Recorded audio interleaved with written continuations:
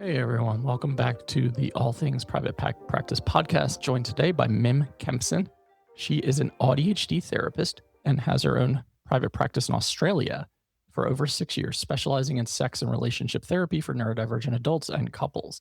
As a multi-passionate ADHDer herself, Mim recently moved to Montreal to pursue her dream in stand-up comedy. Mim now runs her therapy and coaching practices fully online, seeing clients internationally. Super cool, by the way. I think that was the reason I like your content and I follow it anyway, but I was like, damn, this would be a cool story to hear. So I appreciate you coming on and making the time. Thank you. It's the first time I've been on a podcast talking about the comedy side of myself, so Oh, I'm quite excited as well. okay. So first time talking about this on a podcast. How's that feeling to just sit with that right now to say I moved all the way across the world to pursue this? Yeah, well, many feelings because I'm such a beginner. Obviously, it takes time to build experience and confidence in this space. So I'm trying to enjoy being in the exploration and play of it. Uh, yeah, very much where I'm at. Okay, cool.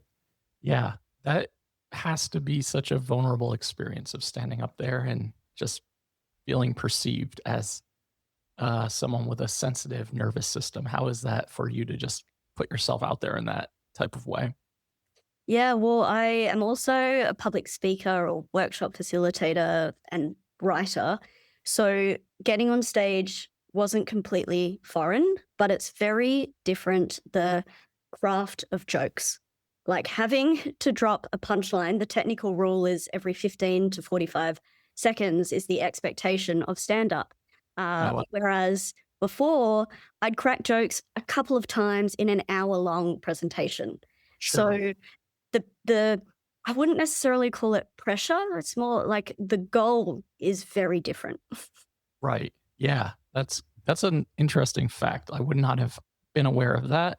I know when I'm doing public speaking, I try to make fun of myself the entire time to like help myself just kind of like drop into the experience. If I can get some people laughing, then I'm like, okay, I feel like I'm in a good space right now. If you say something and it doesn't land and everyone's just sitting there staring at you, you're like, oh fuck, maybe I've got to try something different. But that's really fascinating. So why Montreal? Like, how do you end up going from Australia to Montreal? What's the pull there? What's the connection? Mm. I lived here 10 years ago when I was studying journalism, so many years before I became a therapist and found out that I'm neurodivergent. And I went to university here for 2 semesters, so I lived here a year, and I fell in love with the place. It felt more aligned with who I am than with any city I've lived in Australia. So it was always my dream to return, but it's harder at 31 versus 21, I think I was at the time. A lot more to juggle, especially being self employed. It has its own freedoms, but also many constraints, especially with licensing as a therapist and tax and registering my business, which as an ADHDer, those are complete barriers because I'm like, fuck that. That's boring. I don't want to figure that out. So Sure. the way I did it was there was just too many barriers to me pulling the trigger and moving. I just came here on holiday like 6, 7 months ago. And I just spontaneously was like, no, I'm meant to be here. And so I cancelled my return flight, figured out the visa stuff, and just stayed. Wow. Sometimes we need that pressure, right, as ADHDers to get the task done that feels really overwhelming or daunting or boring. And I can totally relate, and I know a lot of people listening can too with their business stuff. They're like, this is boring. I'm gonna do something else until it's the last minute, and then that pressure kind of helps us at least see the job through. So I can totally relate to that. Um, okay, so that's fascinating to me. You figure out later in life that you are ADHD, you're a therapist and a coach and a writer and a speaker and a consultant. How does that all kind of play a role now in terms of like how you see MIM today versus pre-discovery and diagnosis? Like what are the big shifts? Wow, big question. How do I start? I think the thing I love about self employment is it's very much a mosaic of all my special interests and skills and ways that I want to contribute to the world that I get to tailor and pick and choose. And I absolutely love therapy and being a therapist because I get that one on one deep connection where I'm just fully present with people and my attention to detail, pattern recognition, intensity of curiosity is so celebrated. Like I feel more myself being a therapist at work than I do in the wild often. Uh, and comedy is somewhat shaping up to be that as well. Like there's a lot that is new and different that's taking an adjustment. But I something I've learned in my work with clients and my own personal experience is often the issue isn't like this is obvious. It's not our own neurodivergence. And there's a lot of languaging around it being a deficiency and struggle. And that sort of language minimizes us in our potential and what we actually thrive in.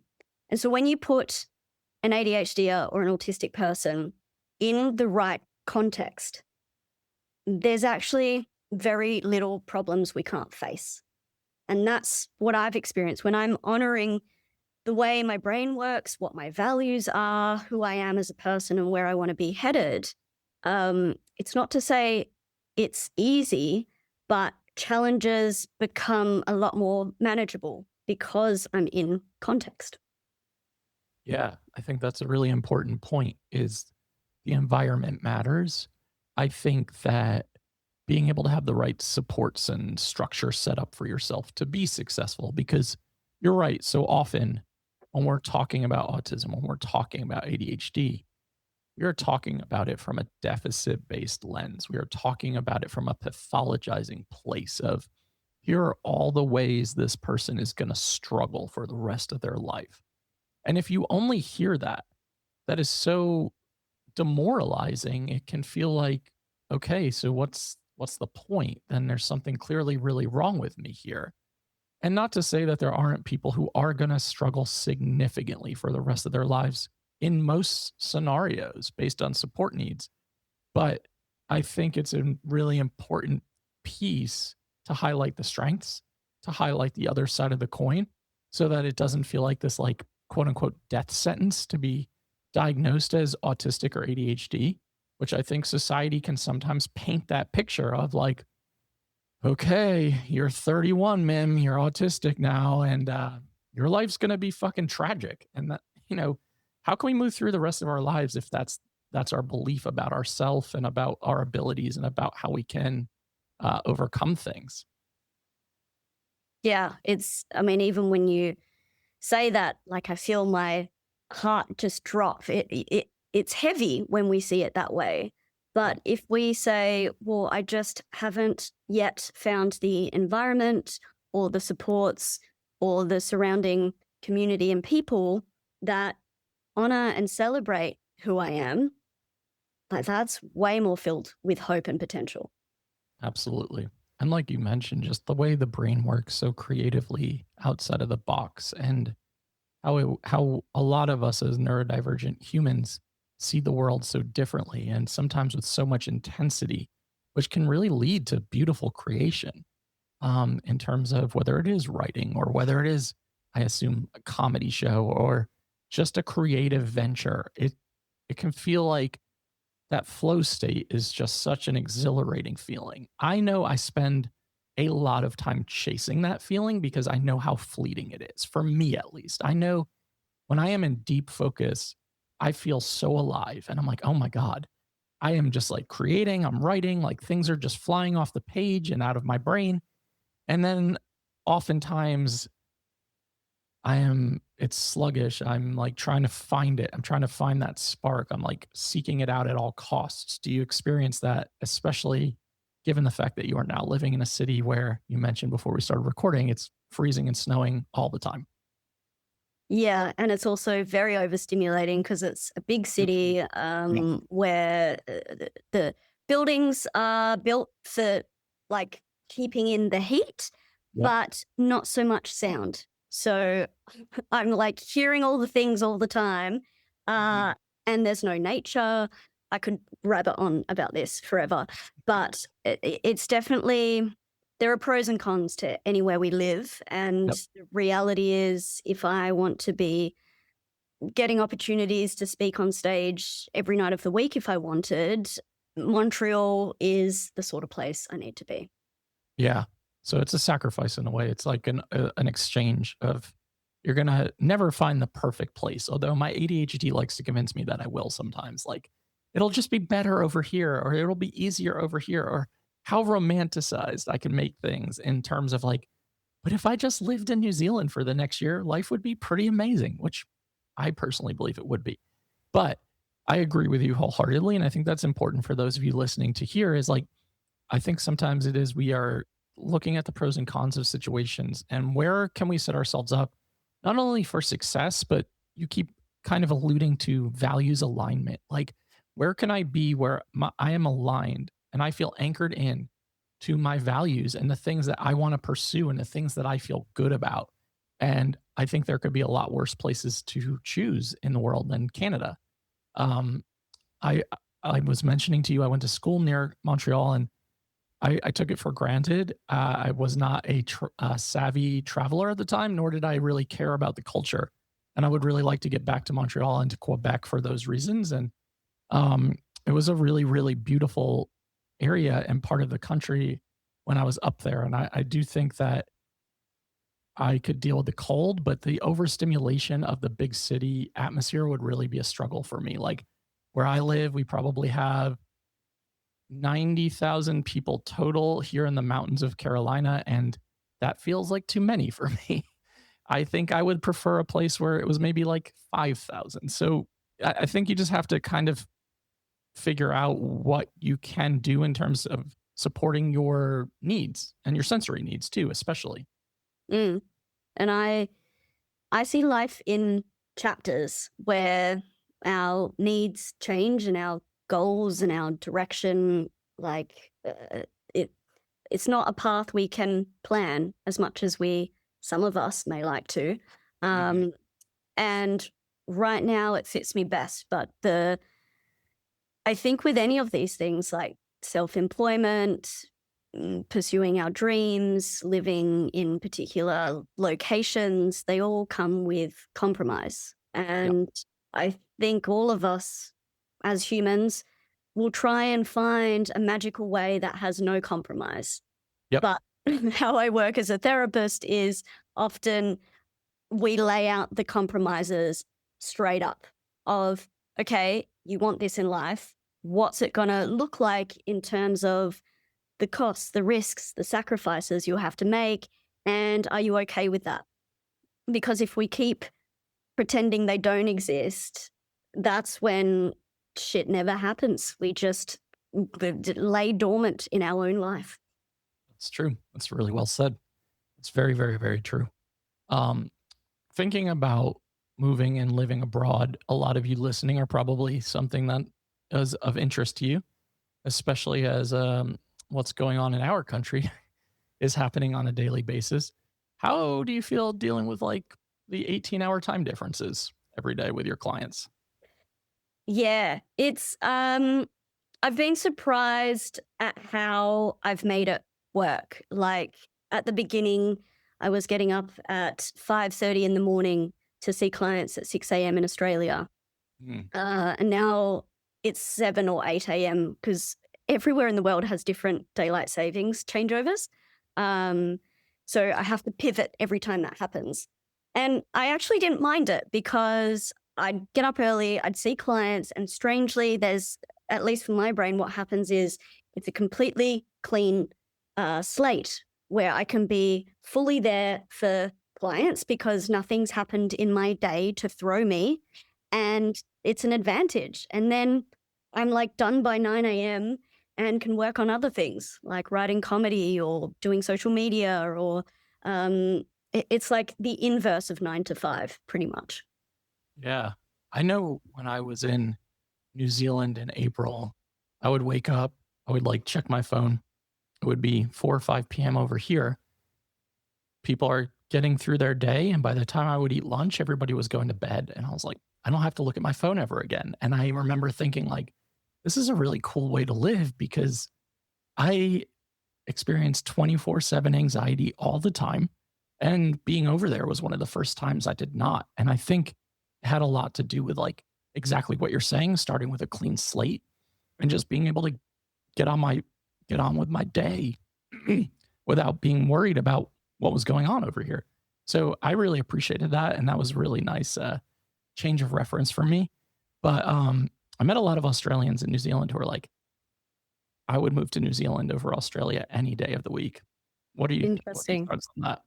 Well, I haven't been to New Zealand. It's definitely on my list, especially for the nature and Yeah, I so I couldn't say, but at this point of time, at this point, Canada is definitely has my heart more than Australia. yeah. And do you make the trip back, or are you staying in Canada for the foreseeable future without plans to return? Well, the sheer distance, like it's a 32-hour flight, depending on how many connections you have. So if I can avoid that, I think Mhm. that's my current plan. 32 hours. Yeah, I would avoid it as well.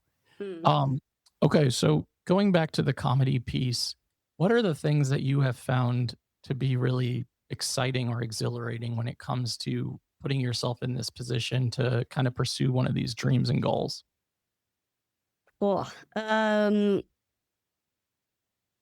well, I think most of us are pretty aware that comedy probably attracts a lot of neurodivergent people. Yeah. Um, it's really the perfect setting in so many ways, and yet there are lots of challenges. So, sensory wise, like the lights, the noise, the interruptions from audience members, the late nights, the lack of control you have. There's a lot that can be dysregulating that I have to have pretty firm boundaries around, especially with myself, in order to rock up and feel regulated. But comedy is a very meticulous craft. So, depending on how much listeners know about stand up, usually word for word, things are crafted with such intentionality because the art is about timing and the sort of musicality of words. And so when you drop a punchline, usually it's on the final, I'm getting into like details already, but it's like on the final word of the sentence. And so the structure is amazing for an autistic brain because you're literally writing a script that you follow on stage. Um, you get to have such fun crafting with words, and it's about like the delivery, which you rehearse and practice and repeat over and over until you find what works. So there's like safety and comfort in that.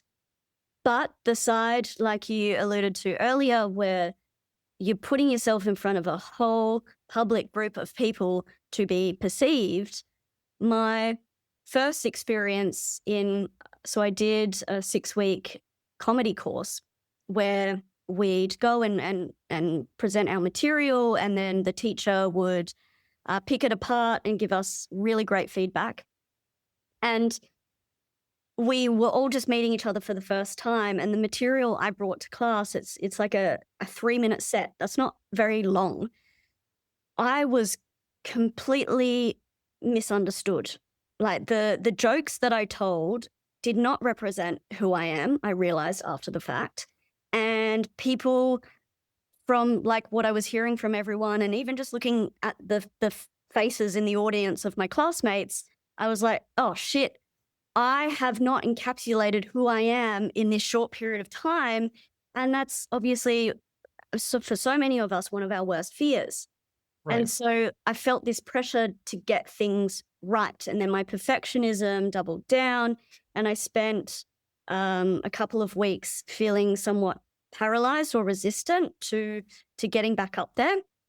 And I workshopped my persona and the jokes that I was telling, and eventually realized that I was joking about the wrong thing. I was joking about, like you alluded to with the way you present is the self-deprecation, making fun of ourselves. I was doing it in a way that made me feel bad about myself, Right. not laughing with people, but people were laughing at me, which Right. I was doing to myself. So Sure. through that journey, I'm starting to shape up what I want that persona to be. Mm, that's a great point. I think that's such a subtle difference too of like people laughing at me or I'm laughing with them about what Mm. I'm saying. And yeah, talk about two different emotional responses to those things too.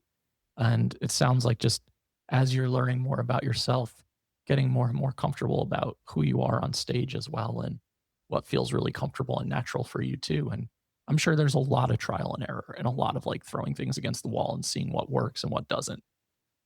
So much. And it's part of the process, which I think is a really great exercise for so many of us neurodivergent folks who are scared of rejection and failure and making mistakes and things not going according to plan. Literally, all of that happens. Right. So it's building my muscle of handling that. Yeah, that's well said. What about like heckling? Does that still Oh, how do yeah, you not that's do one that? of my worst nightmares. I haven't experienced that yet.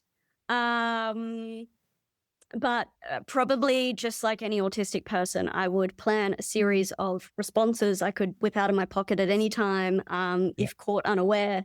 Because there was this exercise we were doing in class where Rodney, our teacher, got us to go up on the stage and we all pretended to be hecklers and we had to practice responding on the spot. I never got up and did it, but you just had to be not only so quick, but like almost mean, Yeah. because you have to show them that you have the upper hand, but then it has to be in line with the persona. Because if you're out of character, that's going to throw the audience.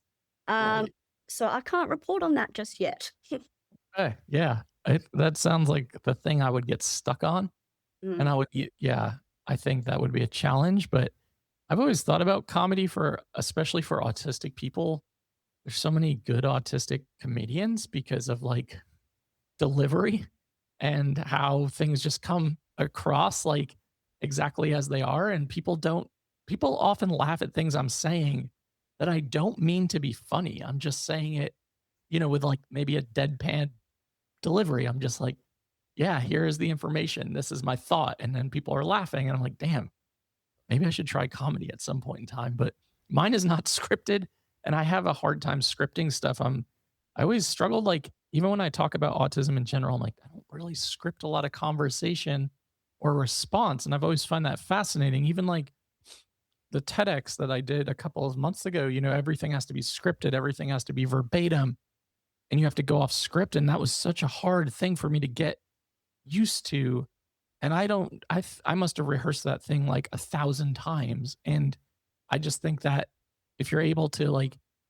fall into that and get comfortable with that, then it would make that process probably a little bit easier as well, and it sounds like just finding your groove as you go, which I really love hearing, and, we always wanna highlight on here, like, people who are doing things differently, people who are yeah, they're therapists, maybe they're mental health professionals, but they have so many other interests that they're pursuing, and just showcasing that, like, we don't have to stay confined to the one-on-one therapy office or the therapy chair, and there are so many ways that we can pursue the things that we're passionate about. So congrats to you for just literally up and doing it and moving across the world to pursue something that you're really passionate about.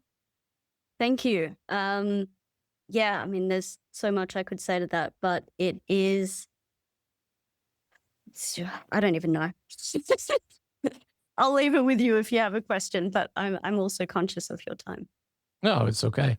Um, Yeah. So I know you are coming up with a podcast. I think you Mm, mentioned that. So we always want to give space to our guests to kind of share a little bit about what you've got going on, where they can find you. And we'll include it in the show notes as well so that everyone has access to whatever Mim is about to say. awesome. Yes, I am launching a private podcast called Therapy After Hours because I realized a lot of what I speak about on my Instagram in these like 30-second reels, I Yeah. could dive far deeper into because every week as a therapist, I hear what people behind the scenes are going through. And so many of us think it's just us Yep. struggling in that specific way, but it really isn't. And so, creating 20 to 30-minute episodes where I go into specific topics like what what are feelings? How do we identify them? How do we express them effectively in our relationships? Are things that we kind of skim over. And so I'm going to be chunking down these topics that we all need to hear. And it's like a course, but without the order. So you can listen to episodes in whatever order you like. Nice. Yeah. I like that idea. Yeah. Trying to get any amount of information into a 30 to 60-second reel. And then you're like, then I always struggle with the comments of like, that's not right, or that's not accurate, or no, this, you're missing this point. And I'm like, this was 45 seconds. Of course I'm missing that point. Like, that's the whole point of fucking social media. Like, that's the exact point of putting out a content like this. So that is always a frustration of mine. Parasocial relationships are weird. And That's so weird. they're And so it's like, weird. it's so funny because obviously, like, I love my fellow neurodivergent people, but the irony of being neurodivergent is like, especially for autistics, they're fact checking all the fucking time. And they're Yep. like, you missed this context and this detail. And I'm like, as you say, I'm very aware of that. I couldn't fit it all into a caption in 45 seconds. Yep. Yep. Yeah. Social media is a blessing and curse. And it's a rough place to be sometimes, but I think when you're growing an audience, it's comical to me. And I always laugh about it off. Like, sometimes I'm like very frustrated by it, but yeah, some of the comments I'm like, yeah, of course I couldn't get that into a 60-second clip. Like, this is a whole hour-long episode. And I'll often like share the link of being like, here's the hour-long episode that I talked about this on this other podcast. Here you go. And they're like, I'm not going to listen to that. I'm like, okay, sorry. Like, I don't know what to tell you. Yeah, I can relate to that a lot. But that is the idea of there will be a longer episode available on the topics I speak of on if people are interested, which yeah, I'll be starting to talk about on my Instagram this week. Solid. Well, we will include your Instagram link in the show notes and information about that podcast and everything else that you've kind of mentioned. So just want to thank you for coming on and making the time and sharing a little bit of your story on here. Thank you so much, Patrick. And to everyone listening to All Things Private Practice, new episodes are out on Saturdays on all major platforms and YouTube. Like, download, subscribe, share, doubt yourself. Do it anyway. See you next week.